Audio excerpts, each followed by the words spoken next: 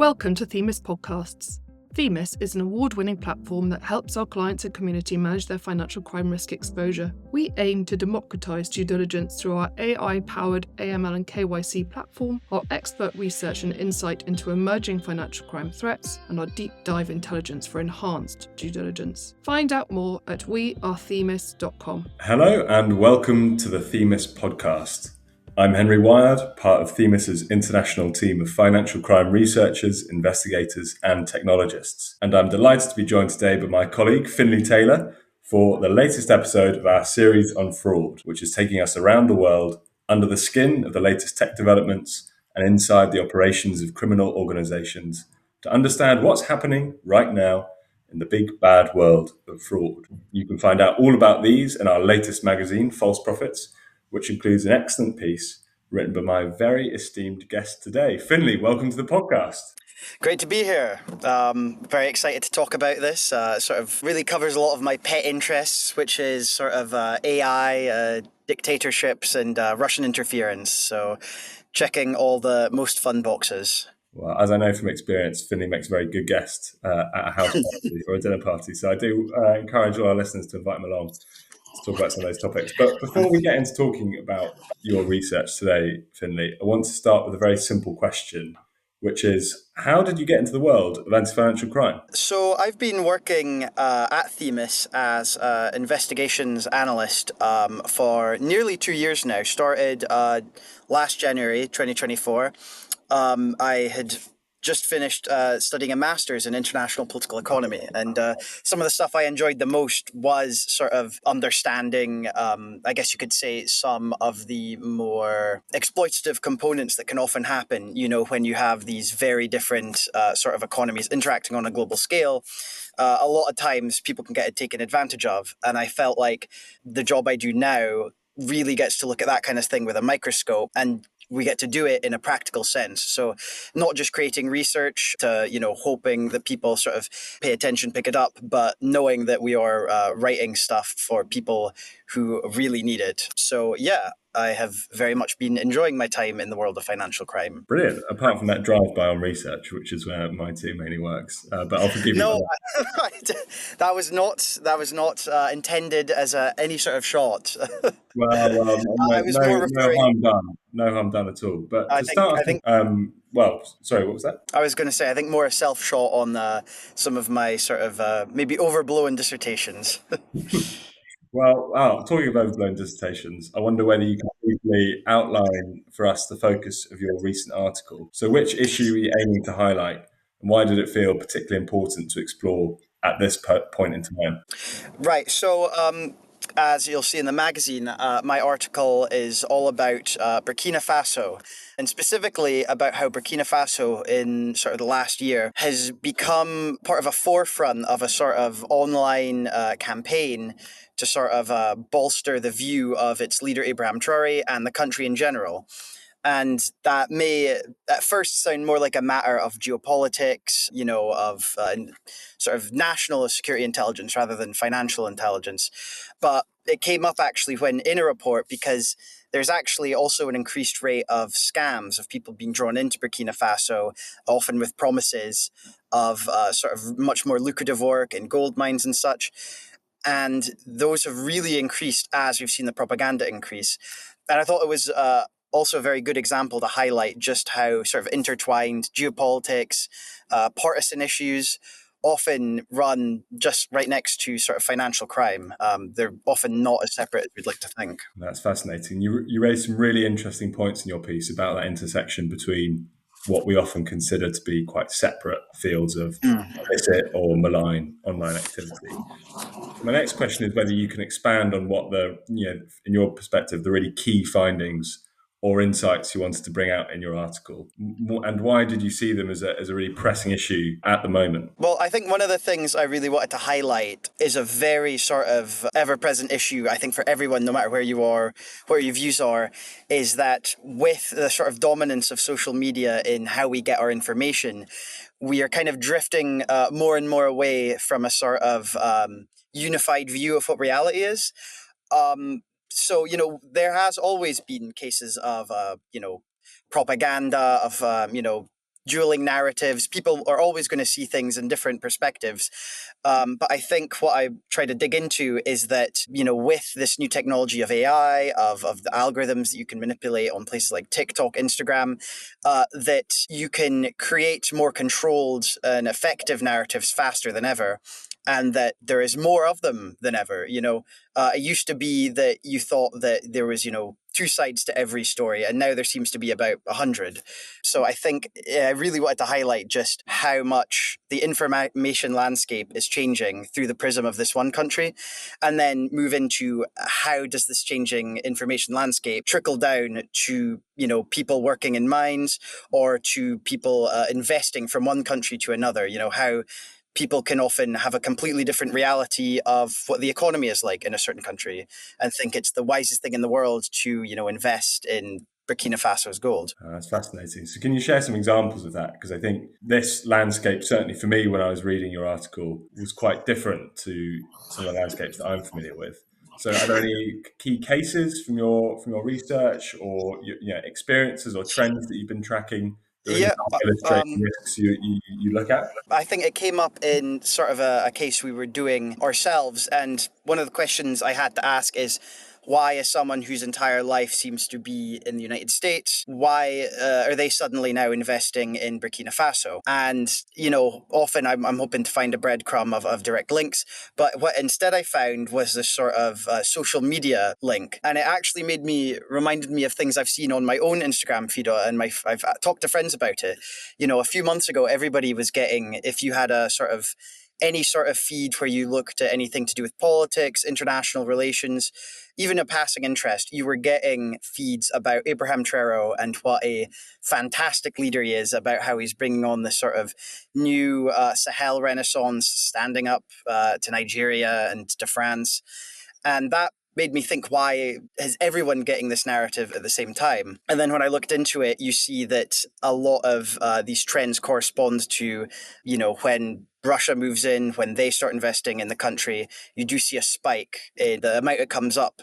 So it was these sort of cases I coming up in my own life without even looking for it, that you start to notice. So how does that fit into what we might consider a bigger picture of everything that's happening in the world? Because you mentioned that this has come up in your personal experience, but then also in casework you've been doing. How, in your view, do these things, these instances, all fit together into a narrative that we can understand? I think it kind of fits into how information and sort of the news stories we see are almost more malleable than ever before. Is how, whether it be Russia, a company in America, individuals with very deep pockets, sort of social media is very malleable, because obviously it's always been the case that people are going to pay for certain newspaper stories to get told, for certain things to be on TV. But social media, it's almost more cost effective. And we've seen in a country like Russia, they kind of took the first initiative in knowing how to use that and use it very aggressively. People were talking about it as far back as 2016, 2014, with the first invasion of Ukraine and the Donbass. But we've really seen it explode, not just in Russia, but with other actors in the past few years. How, depending on what algorithm you have on Twitter or Instagram, you get completely different perspectives, not just on a news story, but on reality, what you see when you walk out your front door. And that is very, very much the case in Burkina Faso, where if you were to read the BBC or Al Jazeera, the stories you get about Burkina Faso is that they're struggling with jihadist insurgency. Obviously, the one thing they all agree in is obviously they have kicked out France and Macron. But then if you look at some of these TikTok AI videos, it's about how they are building these grand sort of apartments. It's become highly technologically advanced.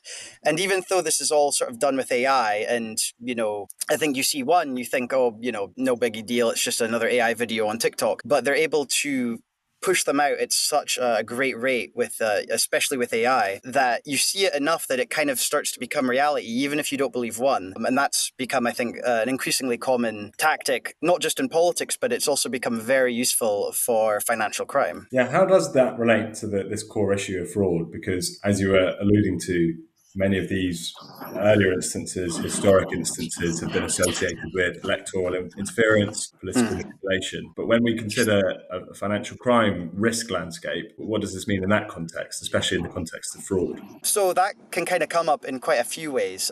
In one way, that sort of distrust in experts because I'm being told a different story through my social media algorithm. If you're not trusting an expert on one issue, why would you necessarily trust them on another? If they tell you this is not a good investment, this could be a scam, you might just say, well, you're one of these naysayers, paid off by Macron. And it's also come just a sort of, you can see very much how this approach to reality is changing the way people think about economics. So you've got the president of Argentina, Javier Milei, personally advocating for a cryptocurrency that turns out to be a rug pull scam. And he's just kind of able to wash his hands of it. And I think, politics and sort of like financial scams have always often gone hand in hand. But I think in a world where this information can become so malleable, I think it's an easier environment for a lot of scams to operate in if there is a general mistrust in traditional systems and a sort of almost euphoric belief in certain leaders, such as Ibrahim Traoré. People really do believe they're going to, make it big if they go to Burkina Faso in some cases. And do you think people are paying enough attention to this issue? And by people, presumably we mean their authorities, global watchdogs, those types of standard-setting institutions. Are there aspects of the topic that you think remain overlooked and misunderstood in those public regulatory media discussions? Certainly. I think, I think people generally are waking up to just how malleable social media can be. But I think, especially in the cases of, traditional watchdogs, in a lot of cases, they're playing catch up because this is such new technology and you've got a few actors that have become very, very good at using it. As you see, Russia has almost in some cases written the book on using sort of mass social media misinformation, and they've had almost a 10-year head start. So I think people are aware of it, but they're not quite aware of just how long it's been coming along, So I think definitely we have a long way to go before people fully understand how these things work. Even if it's something you agree with, I think you always have to think, why am I being told this?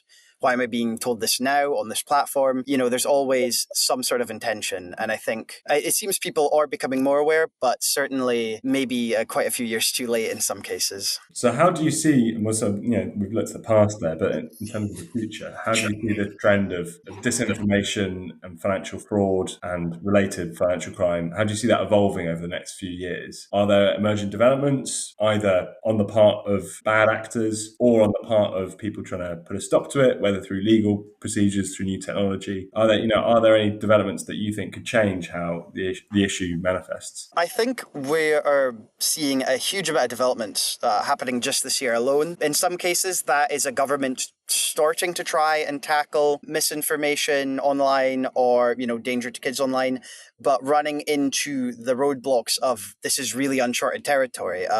Anyone in the UK will be familiar with some of the blowback they got on the child protection bill online. And I think that's a case where I think most people, a lot of those tenants had good intentions, but most governments are not familiar with creating laws around social media. And we're seeing that with debates around how do you make something like X or Facebook responsible for what is posted when they say we don't have responsibility, it's just a platform. And then I think on sort of maybe the darker side of the spectrum is I think as more and more actors and governments become aware of how you can use these things, you may start to see a sort of tug of war on many of these social medias. The way sort of TikTok has been talked about in regards with Trump seeking to nationalize it, hand it over to Larry Ellison. So as I was saying before, I think some governments are playing catch up, and I think it's hopefully in some cases they'll play catch up to try and regulate things, and people personally will play catch up to understand what they're seeing. But yes, I don't think we're going to see an end to it anytime soon, especially with the likes of Sora AI coming into the picture. So for our listeners, if you refer to the fact that we all need as individuals to play catch up as well. So what are some of the key practical steps that you think individual listeners, but also in professional capacities, can take to protect themselves against some of those risks, especially in the online disinformation fraud space? So if you had to distill your article in this discussion over to one key takeaway, one key point that you'd be keen for everyone to remember, what would that be? I think, as I said before, always keep in mind and try to be aware of why is something being said to you. Even if it is something you agree with, even if you do agree that Ibrahim Traoré is better for Burkina Faso, why are you being told so much how great he is? And I think, like I said, even for some things I would believe in, you got to keep an eye out. For example, if you want to support a certain war zone or disaster zone, those are cases where you get a lot of cases of fraud, people setting up fake donations. So I think it goes down to part of what we do, which is due diligence. But I think just in your own life, you always have to be keeping an eye out for due diligence. Yeah, and that's, I suppose, one final question. I know I said, kind of one final question already, but you obviously spend a lot of time evaluating information, evaluating the reliability of sources that you come across in your investigations, understanding who is producing things for what reason. Are there key mental approaches, key ways of thinking, key ways of interacting with the online world that you've developed that you think make you better equipped at telling fact from fiction, at telling kind of promise from fraud? A lot of it is just looking at things that little bit longer with that little bit more skepticism. Not to say that people are naive necessarily, but even if you are a pretty well-educated person, I think all of us can become victim to the doom scroll, to the scrolling through Instagram, and you see something, and even though you don't think about it too much in the moment, you often kind of accept what you saw to be fact, especially if it leans into what you believe. So I think, when, as in our job, you really have to dig into things, you do sort of to see narratives, patterns in the way certain narratives are told, not necessarily on one side or the other, but rather certain approaches. If somebody is being disingenuous about the narrative they're telling, about whether that's their own background or the background of something else, you can often see that it doesn't match up if you look in for every source that they've posted. Yeah, I think that's a brilliant answer. And I think what I find particularly valuable about that is that we all confront these things every day. And one of the things we really talk about at Themis a lot is the fact that anti-financial crime, our response to the threats that we all face from the illicit economy, needs to happen everywhere. It needs to happen in financial businesses. It needs to happen in non-financial businesses. It needs to be led by our policymakers, our law enforcement, but really in our individual lives as well. We all confront attempts to scam us, to take money from us, as well as some of those unfortunate, very well proliferated attempts to disinform, misinform. And I think what you've described, certainly for me personally, is a really good approach to actually being able to leverage the benefits of this access to massive amounts of information from all over the world to really help our decision making. So thank you very much for sharing your insights with us today, Finlay. And thank you very much to all of our audience for tuning in to another episode of the Themis podcast. Say goodbye from me, your host, Henry, and goodbye from Finlay. Thank you very much for having me on, and hope all the listeners have a good day. Always a pleasure. Take care, everyone. Thank you for joining us for this episode of Themis Podcasts. We hope you enjoyed it. If you'd like to find out more about Themis, please do contact us via our website at wearethemis.com or drop us an email at info@wearethemis.com. Thank you.